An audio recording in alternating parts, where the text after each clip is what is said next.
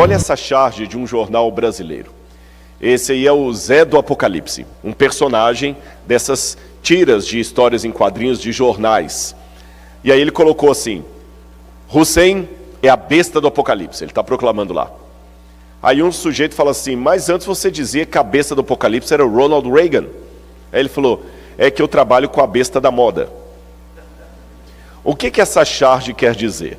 É a famosa exegese de almanaque ou de jornal. Pessoas que tudo que acontece, olha, cumpriu a profecia bíblica, está aqui, está aqui, está aqui. Isso é muito perigoso. Não é assim que se estuda a Bíblia. Tá certo? E existem muitos sensacionalistas, e eu fico preocupado com isso, porque eles trazem um certo frenesi na igreja, mas não é um verdadeiro reavivamento. Pessoas que vêm assim: olha, eu vou falar sobre o fim do mundo. Aí ele começa a pegar um monte de recorte de jornal e vai jogando, aí começa a falar de Illuminati, de 6 famílias que dominam o mundo, e não sei o que, e planos ocultos da maçonaria, que não sei o que, e tudo e tal. Irmãos, isso é um desfavor muito grande.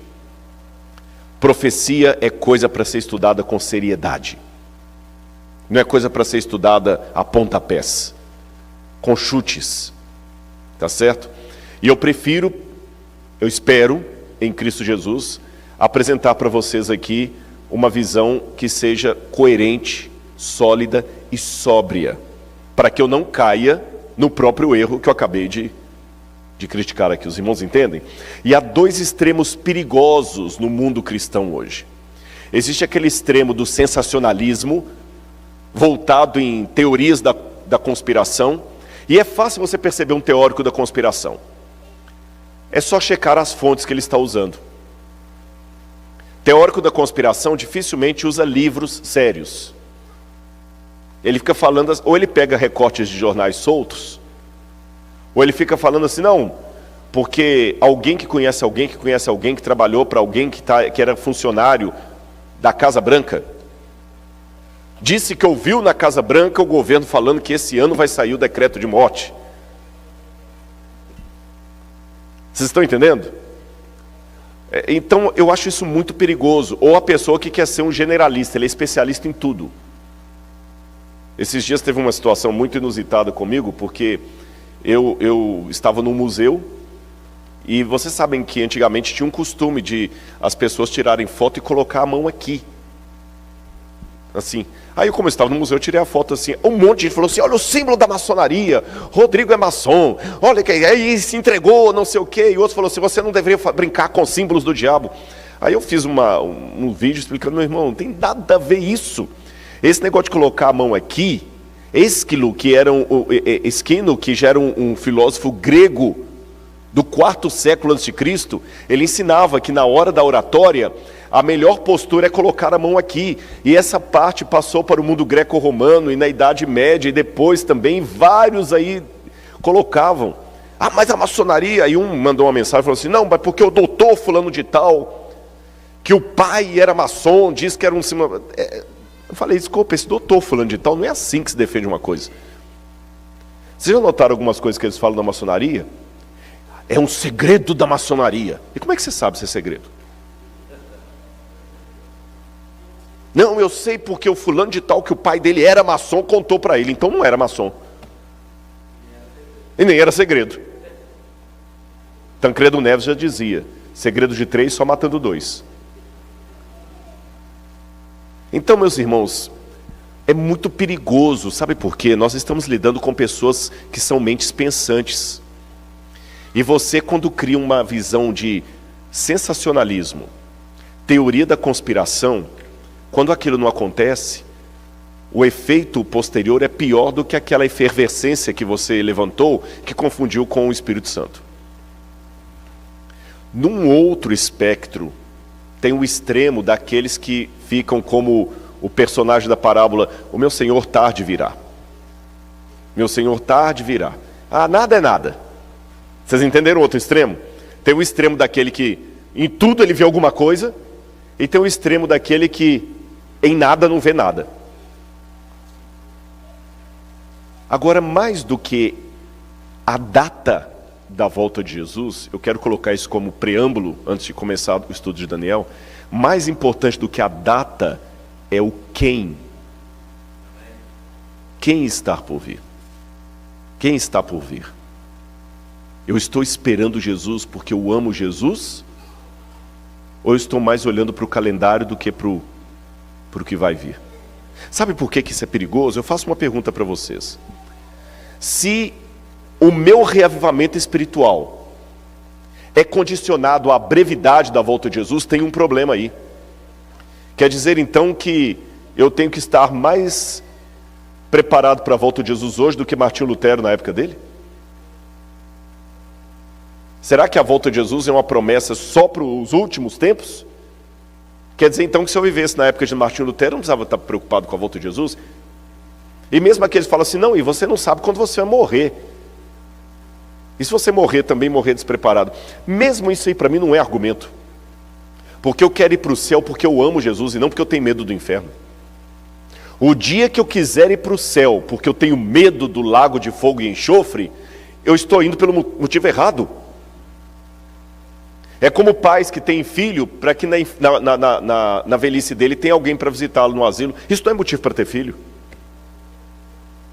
E se seu filho não for te procurar? Não quero dar lição de moral em quem tem filho, porque eu não tenho filho, não é minha área falar sobre isso, mas os irmãos entendem o que eu quero dizer.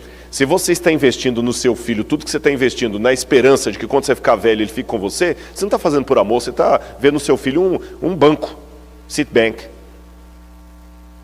Eu quero ir para o céu, não é pelas ruas de ouro, é por quem está lá. Eu não quero ir para o céu por medo do inferno. E nem quero amar a volta de Jesus porque está cronologicamente próximo. É porque eu estou ansioso para ver Jesus voltando. Amém? Sabem que Paulo Freire, eu não gosto das coisas que Paulo Freire escreve, mas eu também não vou jogar fora a água suja, a bacia e o menino junto. Tem coisas que são aproveitadas. E o Paulo Freire falava muito da diferença entre o verbo esperar e esperançar. Poucos ouviram falar no verbo esperançar.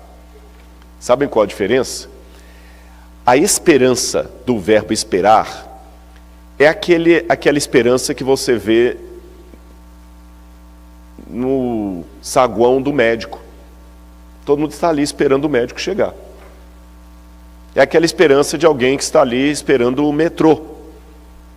Daqui a pouquinho o metrô vai chegar e eu vou para casa. Esperança do verbo esperar. Agora a esperança do verbo esperançar é diferente. É aquela espera de alguém que está no aeroporto, ansioso para ver de novo o filho que viajou para o exterior e que há 8 anos ele não vê. Perceberam? Se puder abaixar um pouquinho, que está dando uma reverberação para mim. Quantos de vocês aí que estão aqui nos Estados Unidos e já tem anos que não voltaram ou no Brasil ou a Cabo Verde? Eu queria saber.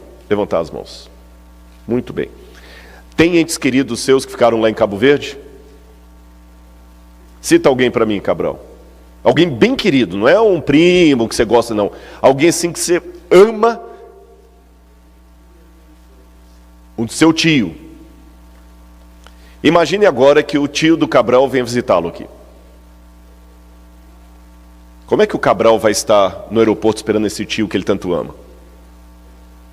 Ansioso. E eu vou potencializar essa ansiedade. Quando quem está chegando é o seu filho que foi estudar fora e tem 5 anos que você não vê. Sua mãe. Como é que você espera? Toda hora olhando para dentro se não chega? Esta é a esperança do verbo esperançar. Você espera com tanta garra, com tanta vontade, que você leva os outros a participarem com você. Aí chega alguém perto e fala assim, está esperando alguém, é? Seu corpo fala, você está com flores na mão, balão, aquelas cartinhas de welcome back home. Isto é a esperança do verbo esperançar. É esta esperança que você deve ter em relação à volta de Jesus. Perceberam? Vamos continuar então o nosso estudo aqui. Vamos falar um pouquinho sobre o anticristo, já que todo mundo fala que o anticristo é isso, que o anticristo é aquilo.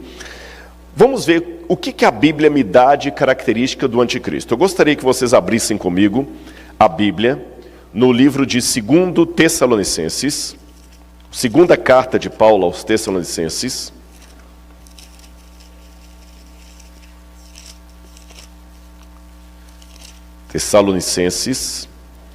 capítulo 2,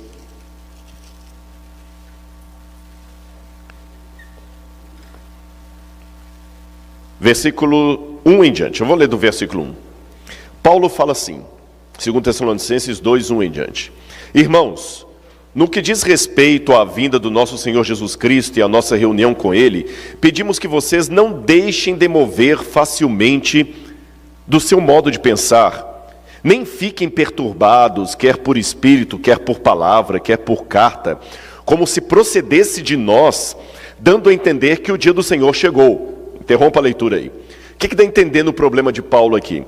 Alguns irmãos da igreja de Tessalônica estavam apavorados, achando que Jesus já tinha voltado. O dia do Senhor aqui é a volta de Jesus. Aí Paulo fala assim, gente, para com isso, olha, não fiquem agoniados achando que a volta do Senhor já aconteceu, nem por carta, como se tivesse vindo de nós. Não façam isso não, por quê? Paulo continua. Ninguém de nenhum modo os engane, porque isto, ou seja, a volta de Jesus, não acontecerá sem que primeiro venha a apostasia e seja revelado o homem da iniquidade, o filho da perdição. Sem que primeiro venha a apostasia. Esta palavra apostasia é uma palavra grega que não foi traduzida, pelo menos na Bíblia em português. Vocês sabem que tem algumas palavras que a gente traduz, tem outras que acabam ficando no idioma original. Mesmo que você aportuguese a pronúncia delas, por exemplo, nos países de fala hispana, eles falam de correio eletrônico. Pode dar-me el correio eletrônico. Mas no Brasil e em Cabo Verde, a gente fala, pelo menos no Brasil, e-mail. Eu sei que os americanos não pronunciam assim, nós aportuguesamos, e-mail. A gente não fala e-mail, a gente fala e-mail e manteve a palavra. A palavra do inglês a gente colocou no português. Concordam comigo?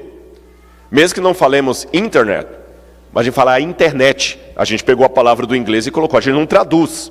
Quando aparece internet em inglês, você deixa como está em português. E-mail, e-mail. Download, e assim por diante.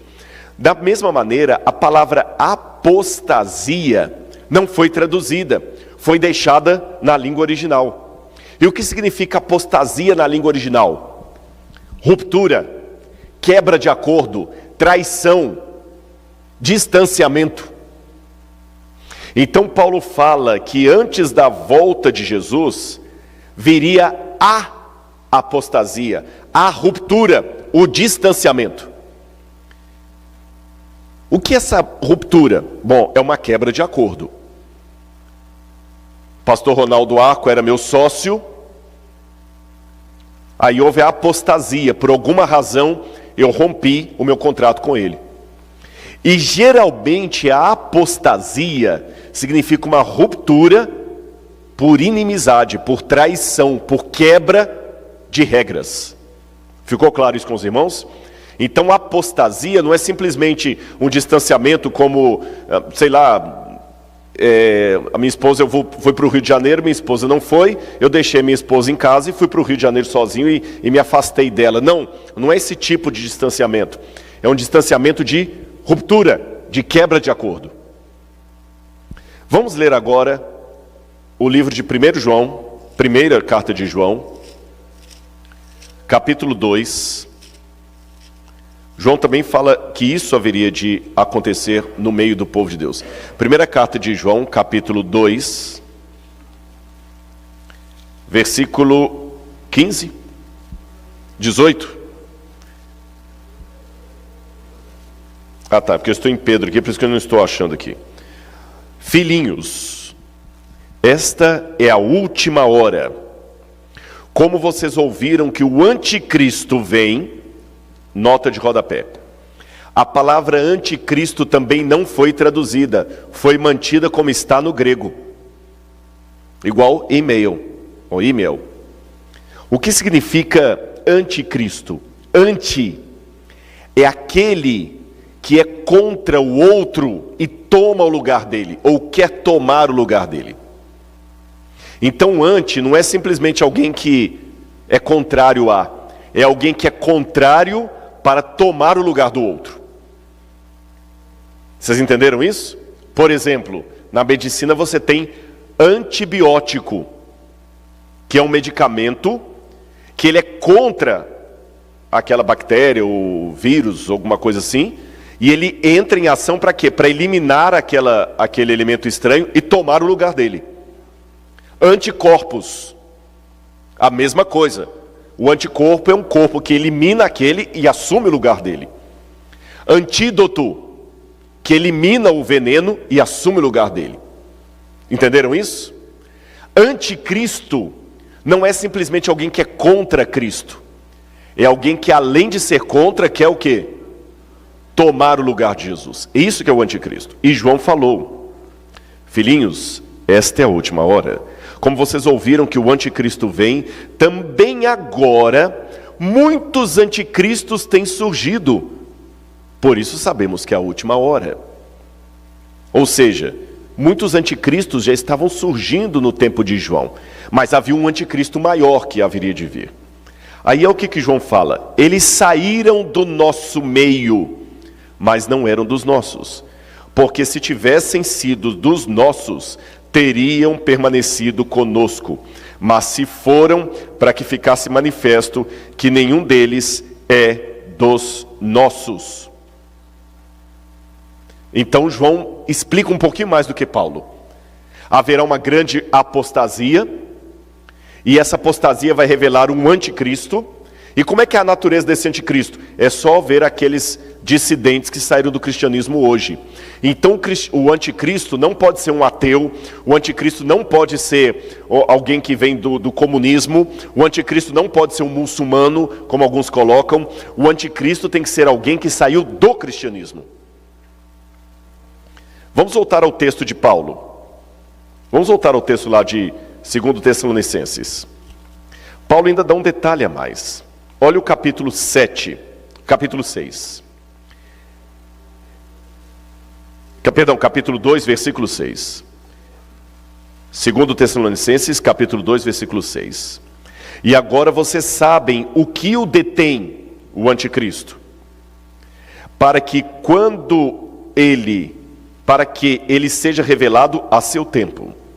Porque o mistério da iniquidade já opera, e aguarda somente que seja afastado aquele que agora o detém. Então será revelado o iníquo, a quem o Senhor Jesus matará com o sopro de sua boca e destruirá pela manifestação da sua vinda. Então vamos pegar o texto de Paulo e de João. O que eu aprendo? O anticristo é aquele que vem pela apostasia. Então o anticristo é alguém que era do meio cristão, rompeu com o cristianismo, e na época de Paulo e de João já existia esse mistério da iniquidade operando. Através de quem? Dos dissidentes que rompiam com o cristianismo. E Paulo falava: existe algo que agora o detém. Então havia alguma coisa na época de Paulo que segurava o anticristo de dominar. Agora que vocês sabem disso, vamos para a Babilônia. Daniel vai lançar mais luz sobre isso. Eu quero recapitular rapidamente com vocês, para não tomar muito tempo, o sonho de Nabucodonosor. Coloca o vídeo para mim, por gentileza. Nabucodonosor teve um sonho, vocês sabem, onde ele viu uma poderosa estátua no seu sonho. Daniel capítulo 2, você pode ler com calma na sua casa. Essa estátua era constituída de vários metais. A cabeça era do mais fino ouro, de ouro puro. Além da cabeça feita de ouro, a estátua também tinha o peito e os braços feitos de prata. Note que a prata é inferior ao ouro. Abaixo, a estátua tinha ainda um ventre e um quadril que eram feitos de bronze. Novamente, um metal inferior à prata. Abaixo do quadril e do ventre de bronze, havia as pernas da estátua feitas de ferro. E além das pernas feitas de ferro, Nabucodonosor viu também um detalhe: os pés da estátua, que eram em parte em ferro, em parte em barro. E na continuidade do sonho, quando Nabucodonosor viu isso, ele viu uma pedra cortada de uma montanha sem auxílio de mãos, que bateu nos pés da estátua e a esmiuçou, e a pedra encheu a terra. Daniel explicou para Nabucodonosor o significado das partes da estátua. Isto significa os reis que dominarão no mundo até a volta de Jesus. A cabeça de ouro era a Babilônia. O peito e os braços eram a Medopérsia. O quadril era a Grécia. As pernas eram Roma. E os pés eram um reino dividido. Curiosamente, quando Daniel tem a visão do capítulo 7, que começamos a estudar ontem, Daniel viu 4 animais que respectivamente representavam aquelas partes da estátua. O leão, com asas, representava a Babilônia. O urso, com 3 costelas na mão, representava o peito e braços de prata, a Medopérsia. O quadril representava a Grécia, Alexandre o Grande. As pernas de ferro representavam Roma. Agora, que interessante, não tem especificamente nenhum animal para representar os pés da estátua. Tem. O 4º animal, que é um animal terrível e espantoso, ele representa tanto as pernas de ferro quanto os pés da estátua. Vamos ler sobre esse animal em Daniel capítulo 7. Livro de Daniel, capítulo 7. Daniel diz assim, Daniel capítulo 7, versículo 6. Versículo 7. Depois disto, eu continuava olhando nas minhas visões da noite e apareceu o 4º animal, terrível, espantoso e muito forte. Tinha grandes dentes de ferro, ele devorava e fazia em pedaços e pisava com os pés o que sobrava. Era diferente de todos os animais que apareceram antes dele e tinha 10 chifres. Então os 10 dedos da estátua estão representados aqui. Enquanto eu observava os chifres, eis que entre eles subiu um outro chifre pequeno, diante do qual foram arrancados 3 primeiros chifres.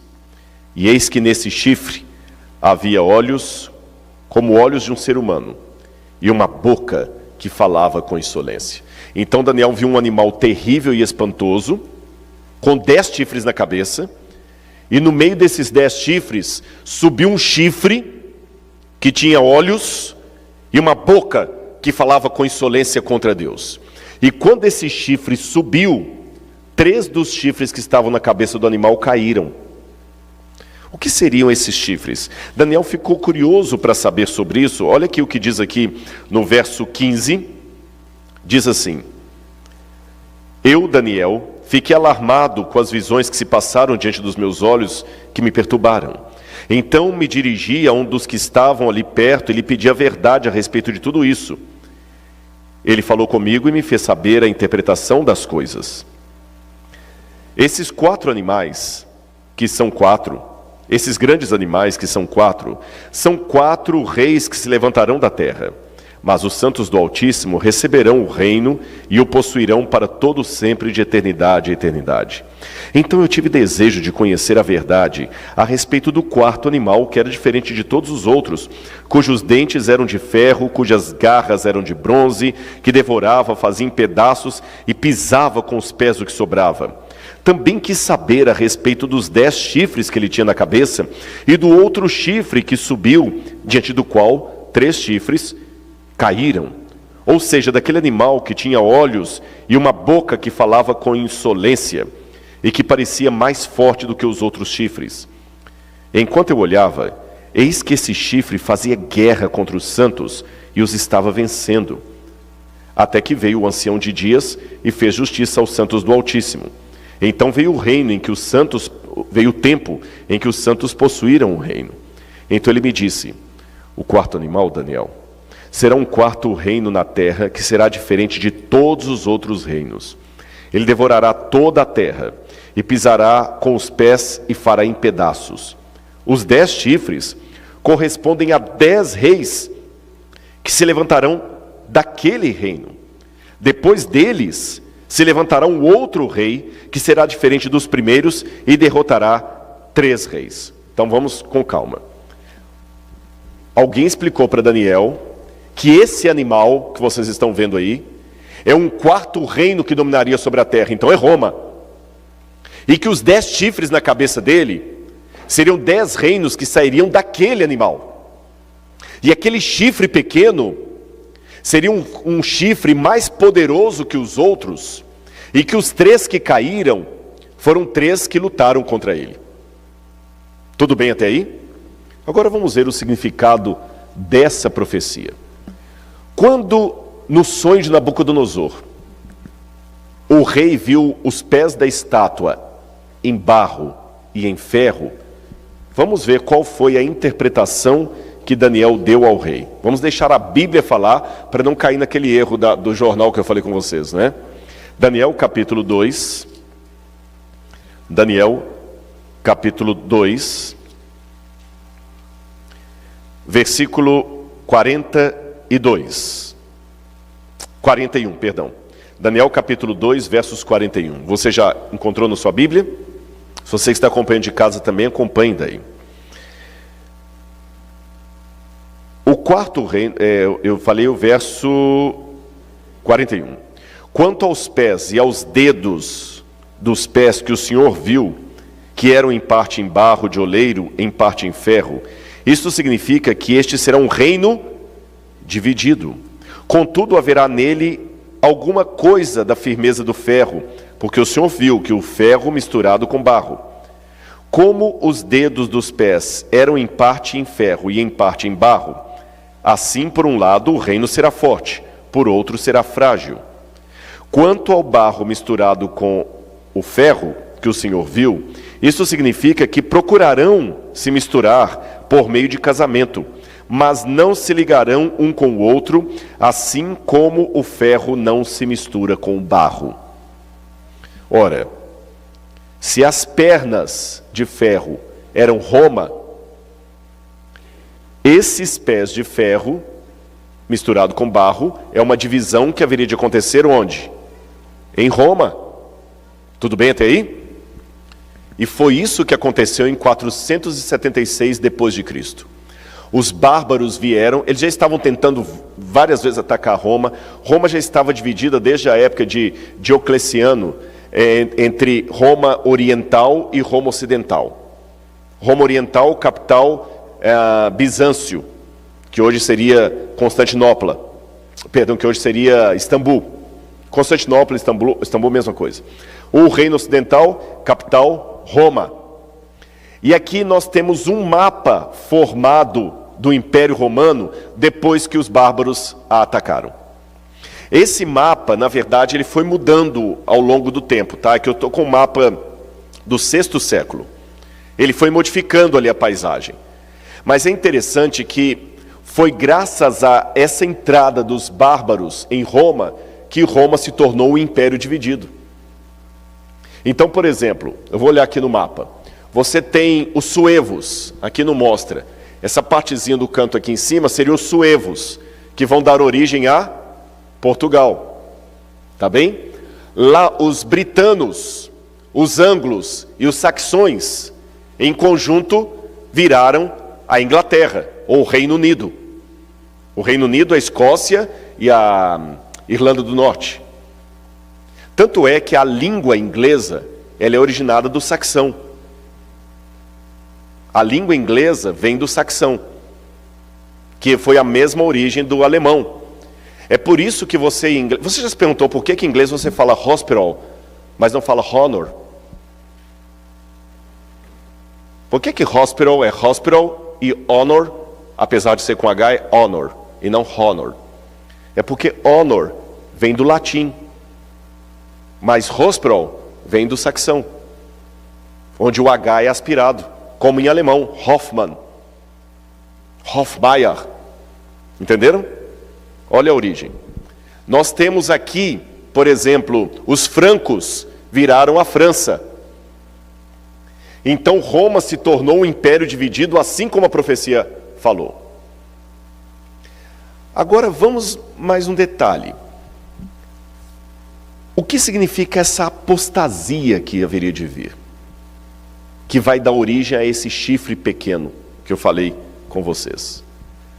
Aliás, eu quero mencionar mais uma coisa. A profecia falou que eles iriam se misturar, não é isso? Iriam tentar aliança através de quê? Vocês se lembram? Casamento. Querem ver a comprovação profética disso na história? Olha aqui, eu fiz um resumo para vocês. Tentativas para unificar a Europa. Carlos Magno, Carlos V, Luís XIV, Napoleão Bonaparte, Guilherme II e, por fim, Adolf Hitler. Todos tentaram unificar a Europa e não conseguiram. E a última tentativa agora foi a Comunidade Europeia.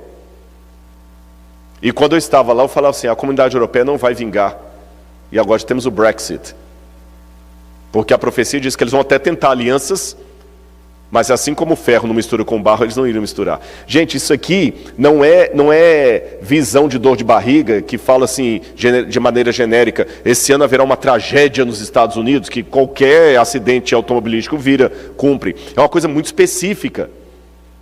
A profecia falou também que eles iam tentar se misturar através de casamentos.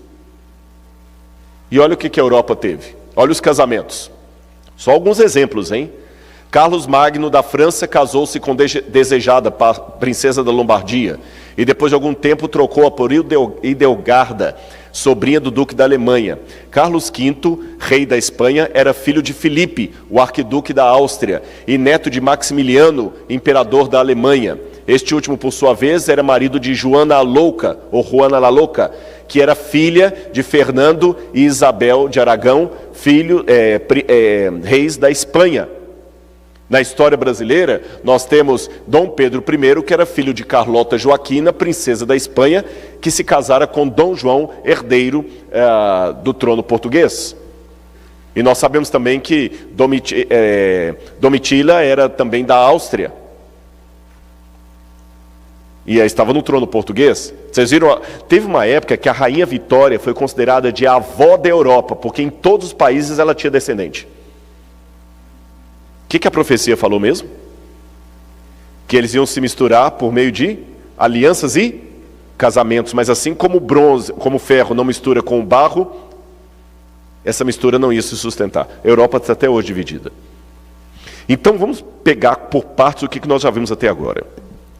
O anticristo, que é o mesmo chifre pequeno, que é o mesmo homem da iniquidade mencionado na grande apostasia, deveria surgir depois da divisão do Império Romano. Por quê, Rodrigo? Eu perdi alguma coisa aí. Quer ver por que é depois? Daniel capítulo 7. Daniel capítulo 7. Quando o anjo vai explicar para Daniel, fala o seguinte aqui, olha. Daniel capítulo 7, versículo 24. Daniel capítulo 7, versículo 24. Os 10 chifres correspondem a 10 reis que se levantarão daquele reino. Depois deles se levantará outro rei que será diferente dos primeiros e derrotará 3 reis. Então o chifre pequeno, que é o anticristo, que é o homem da apostasia, ele deveria surgir depois dos 10 reis. Ora, se Roma foi dividida em 476 depois de Cristo, então esse pequeno chifre tem que surgir depois de 476 depois de Cristo. E tem que ser alguém que de alguma forma traz uma apostasia para o povo de Deus. Para entender melhor essa apostasia, eu quero agora fazer uma ponte com vocês lá para o Apocalipse. Vocês estão notando como é que a gente está estudando a Bíblia um pouco aqui, um pouco lá? É na harmonia, não é ficar pegando um texto isolado e ficar só gravitando em cima daquilo ali, ou pegar um texto, ler aqui, fechar a Bíblia e começar a contar a historinha. Porque isso é fácil, irmãos. Eu faço 20 sermões por dia, se for assim, porque você abre a Bíblia aqui, ó, tá aqui, ó, peguei aqui, ó. Eu peguei aqui 2 Crônicas, tá aberto, aqui está em inglês até, para facilitar, mas vamos pegar aqui, ó. Salmo 63. Ó Deus, Tu és o meu Deus. Pela manhã eu te busco. Minha alma tem sede de Ti, minha carne está sedenta por ti, como uma terra seca está onde não há água. Eu leio esse versículo aqui e falo, pois é, você está com sede de Deus? Nós temos que beber de Deus. Você bebe de Deus todo dia? Deus tem que ser o nosso Gatorade? Porque se nós não tivermos sede de Deus, aí eu fico só falando do Gatorade, daquela coisa, eu conto uma historinha, conto a história da Coca-Cola, aí eu pego a ponte da Coca-Cola, como é que ela... E no final você saiu com esse versículo na cabeça. O que você aprendeu de Bíblia? Nada. Irmãos, se não houver um estudo sério da palavra de Deus, não haverá reavivamento no meio do povo de Deus. E nós não podemos baixar o padrão intelectual do púlpito por amor de alguns bancos vazios. Se aprofundar, o pessoal não entende, não vem. Vem. Sabiam que uma grande parte dos que assistem ao programa Evidência são juvenis e adolescentes?